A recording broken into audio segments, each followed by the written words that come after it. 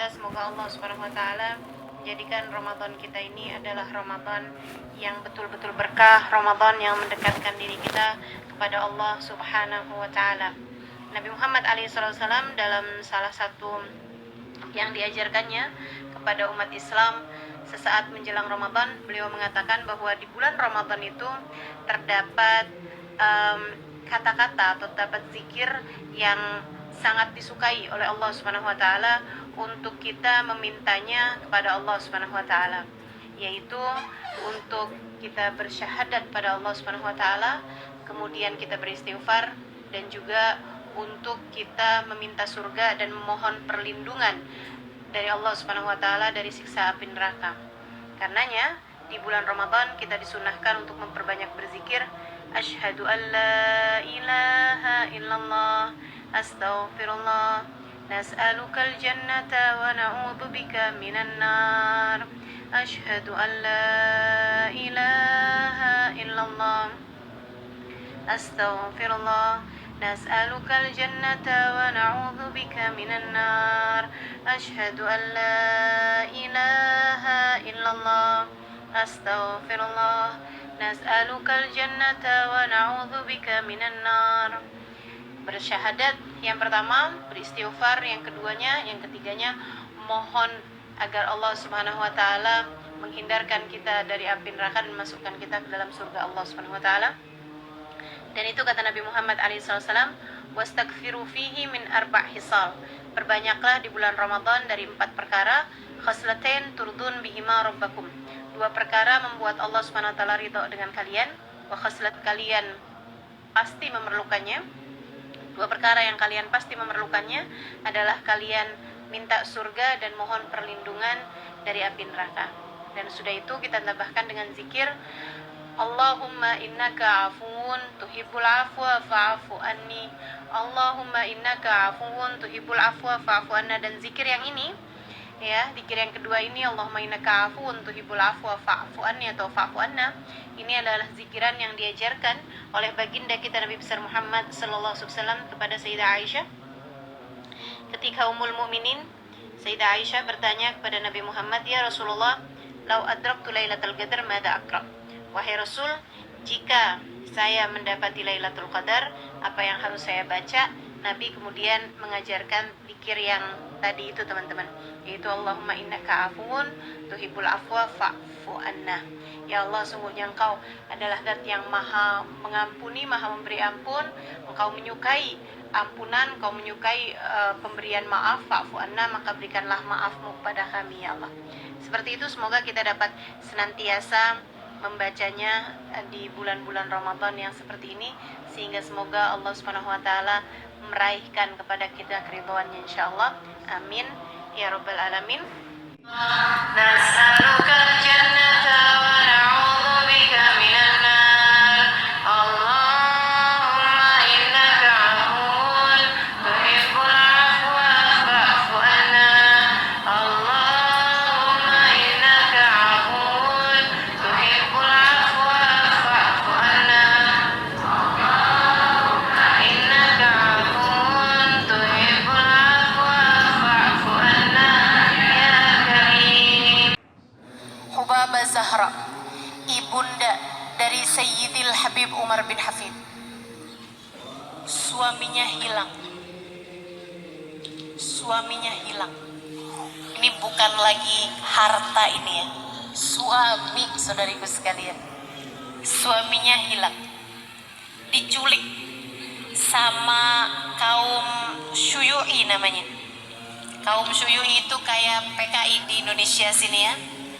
Itu kan kaum komunis pada masa tersebut, menjajah Yaman pada masa itu, membunuhi para ulama-ulama, salah satunya ayahanda dari guru kami Sayyidil Habib Umar bin Hafid.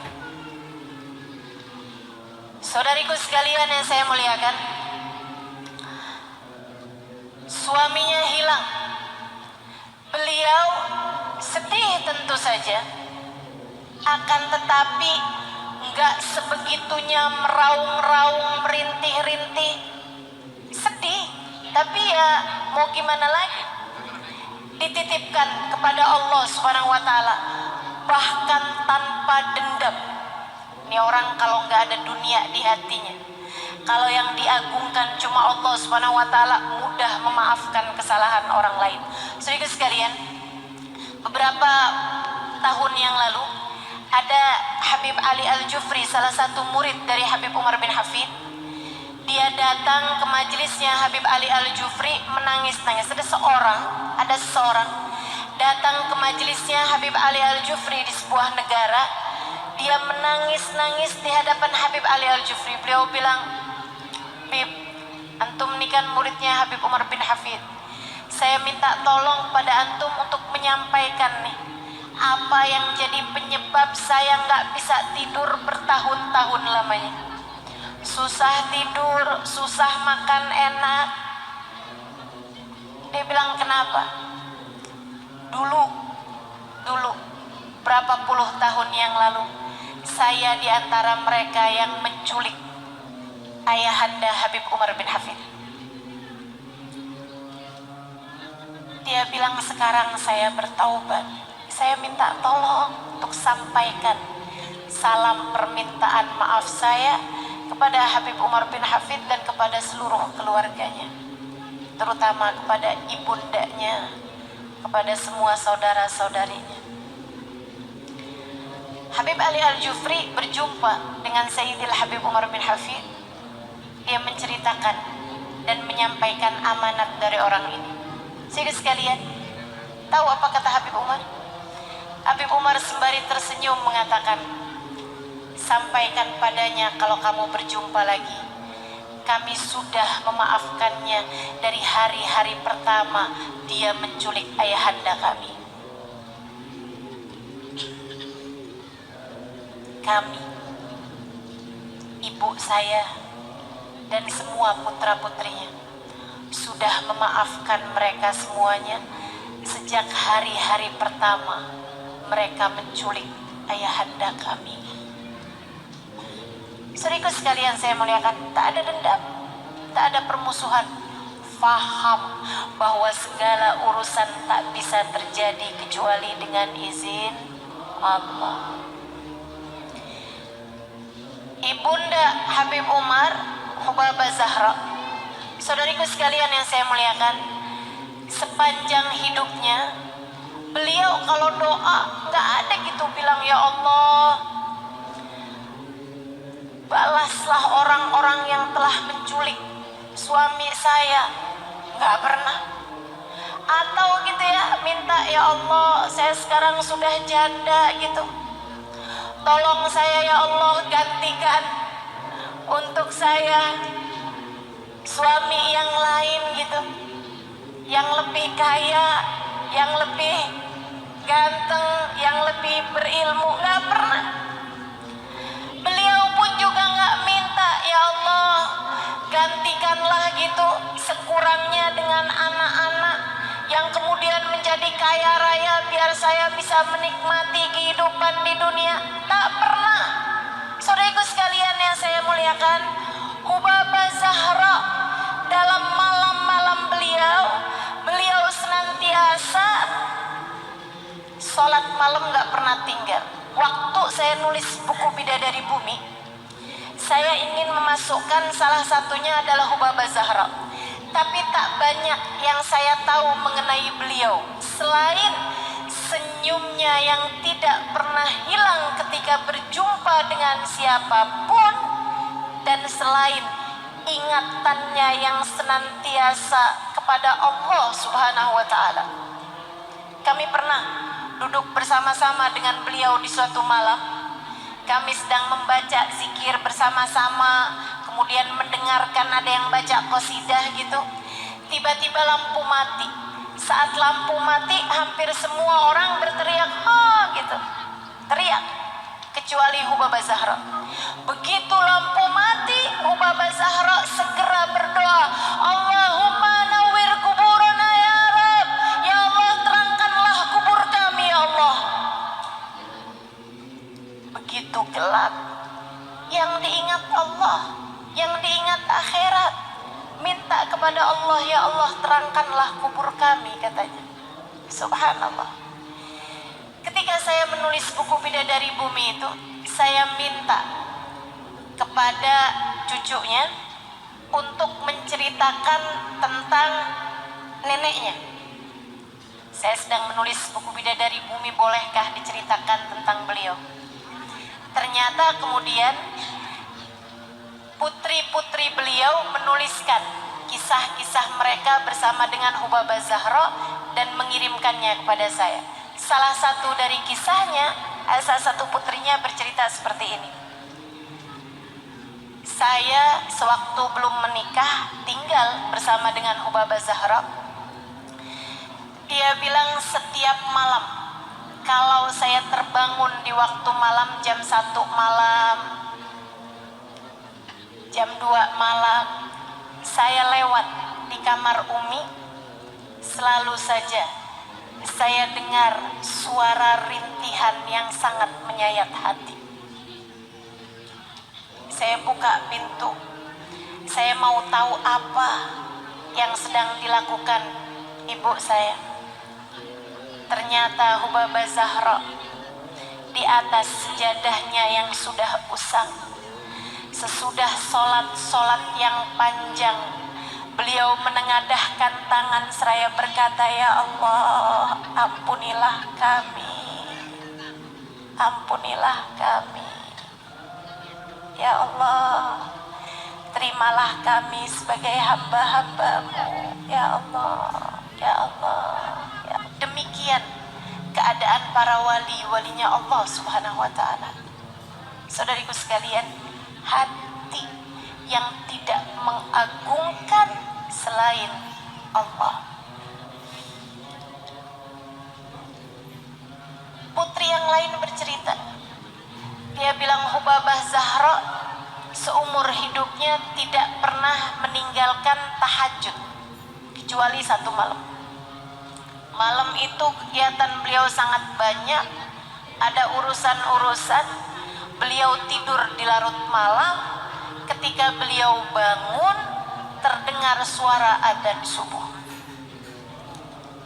Beliau bangun dengan berteriak, beliau bangun dengan kaget setengah mati. Beliau bilang, "Adzan, adzan, astagfirullah, adzan."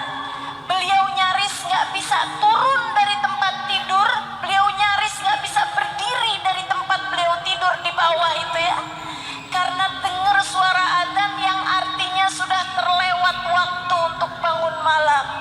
Beliau gemeteran kakinya seraya mengatakan, "Adzan, magumtul lailah, saya nggak bangun malam hari ini, saya nggak sholat malam hari ini. Astagfirullah, astagfirullah, samihni ya Rab, samihni ya Rab, ampuni saya ya Allah, ampuni saya ya Allah, ampuni Zahra ya Allah, ampuni Zahra ya Allah."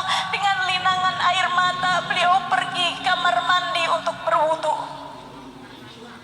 Putri-putrinya bercerita, hari itu sampai dengan larut malam, air mata Hubabah Zahra tak henti mengalir. Beliau menangis sepanjang hari karena beliau tidak bangun malam hari itu. Maafkan Zahra ya Allah, maafkan Zahra ya Allah.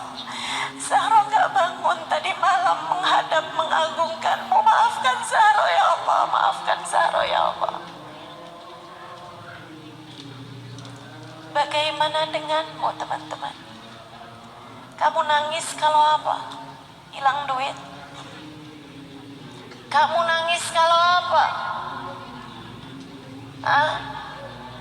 Kalau suamimu hatinya berbagi dengan perempuan lain. Kamu nangis karena apa? Karena kamu merasa difitnah orang, disakiti orang. Apa yang kamu tangiskan teman-teman? Lihat bagaimana para wali-walinya Allah Subhanahu wa ta'ala, hati mereka tak terisi kecuali Allah. Mereka tak pernah membiarkan ada siapapun atau apapun bertahta di dalam hati mereka. Mereka adalah orang-orang yang berani berkata, "Ma fi qalbi ghairullah. Di hati kami tak ada selain Allah. فما زال العبد يتقرب إلي بالنوافل حتى أحبه.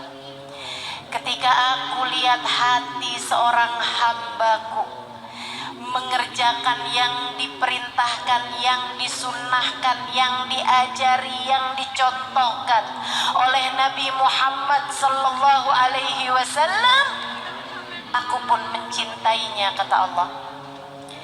Cirinya kekasih Allah, orang kalau sudah dicinta sama Allah, dia menjadi wali min auliyaillah.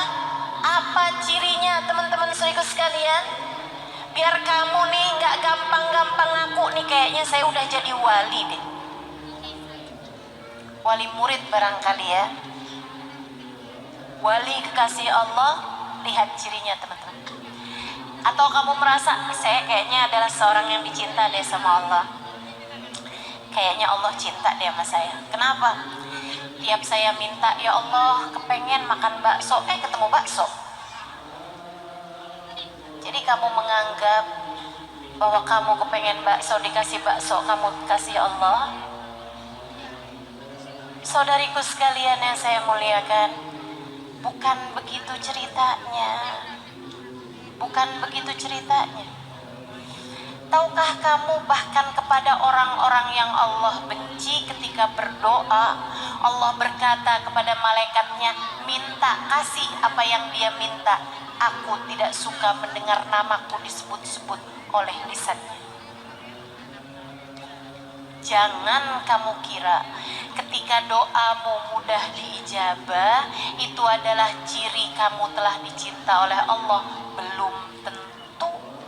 Sebab kepada orang-orang yang dibenci oleh Allah Subhanahu wa taala, terkadang Allah beri istidraj kepada mereka ketika dia minta, terutama urusan-urusan dunia. Ketika dia minta urusan-urusan dunia, bahkan ketika mereka minta, ya Allah kepengen punya mobil baru, ya Allah kepengen anak-anak saya segera diterima di pekerjaan misalnya.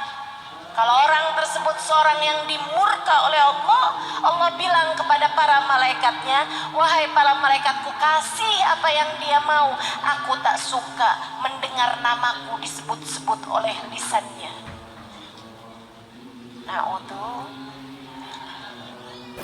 Terus cirinya kekasih Allah apa? Allah kalau cinta sama seorang hamba, apa cirinya?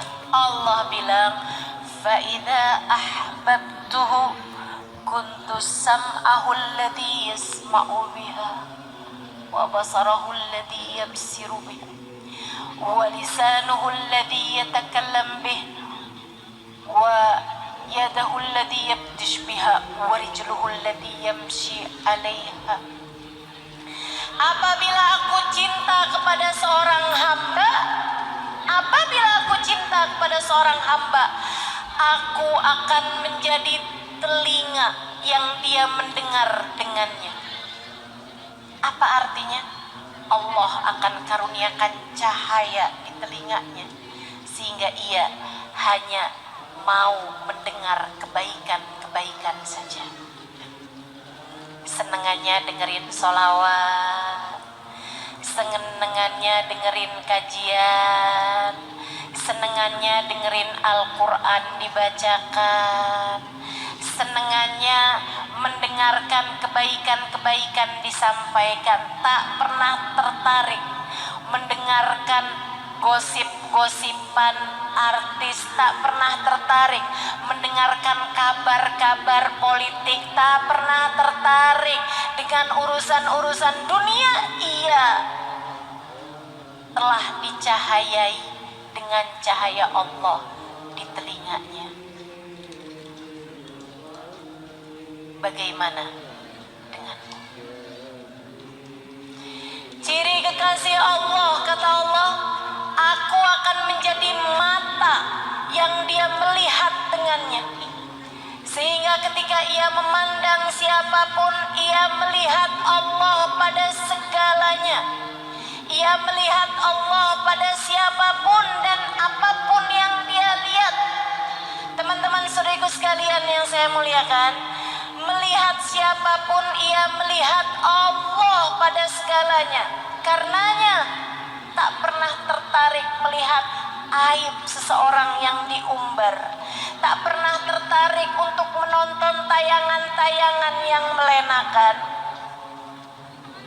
Ia tak pernah tertarik untuk melihat siapapun dengan pandangan menghina. Ia tidak pernah terpesona memandang dunia seberapa mewahnya dunia tersebut. Kenapa? Matanya telah dicahayai dengan cahaya Allah. Andai kita menjadi salah satunya.